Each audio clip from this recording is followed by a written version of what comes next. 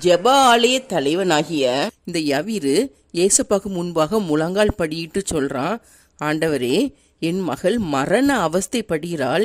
நீங்க வந்து அவன் மேல கையை வச்சிங்கன்னா அவ கண்டிப்பா பிழைப்பாள். அதனால நீங்க என் கூட வாங்கன்னு சொல்லி இந்த யவீரு ஏசப்பாவை மிகவும் வேண்டி கொள்றான், ப்ளீஸ் பண்ணி கேட்குறான்.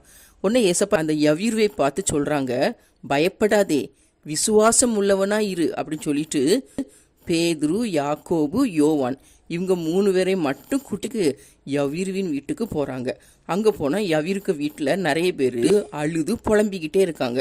அப்போ ஏசப்பா அவங்கள பார்த்து சொல்கிறாங்க, ஏன் நீங்கள் சவுண்ட் போட்டுட்டு இருக்கீங்க அப்படின்னு சொல்லி, பிள்ளை மறிக்கவில்லை, நித்திரையாக இருக்கிறாள் அப்படின்னு சொல்கிறாங்க. உடனே எல்லாரும் ஏசப்பா பார்த்து நகைக்கிறாங்க, சரியா, பரியாசம் பண்ணுறாங்க.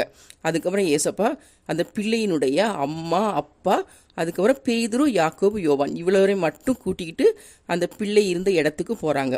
போனால் அந்த பெண் வந்து அந்த படுக்கையில் மரித்து கிடக்கா. ஏசப்பா என்ன பண்ணுறாங்கன்னா, அவளுக்கு கையை பிடிச்சி தலித்தா கூமி அப்படின்னு சொல்கிறாங்க. அப்படின்னா என்ன அர்த்தம்னா, சிறு பெண்ணே எழுந்திரு அப்படின்னு அர்த்தம், சரியா. தலித்தா கூமினா என்ன அர்த்தம்?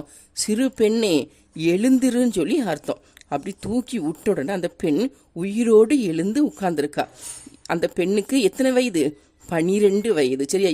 யவீருனுடைய மகளுக்கு எத்தனை வயது? 12 வயது. எல்லாரும் ஆச்சரியப்படுறாங்க. அப்போ ஏசப்பா அவங்கள பார்த்து சொல்கிறாங்க, இதை யார்ட்டையும் நீங்கள் சொல்ல வேண்டாம் அப்படின்னு சொல்லிட்டு அந்த பிள்ளைக்கு ஆகாரம் கொடுங்கள்னு சொல்கிறாங்க, சரியா.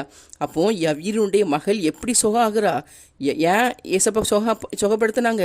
யவீரு ஏசப்பா மேலே விசுவாசம் வைத்தான். ஏசப்பா வந்து நம்முடைய பிள்ளையை தொட்டாலே அவ சுகாவா அப்படின்னு சொல்லிட்டு விசுவாசம் வைத்ததுனால தான் ஏசப்பா வீட்டுக்கு வந்து அந்த பிள்ளையினுடைய கையை பிடிச்சி தலித்தா கூமி அப்படின்னு சொல்லி சுகம் கொடுக்குறாங்க.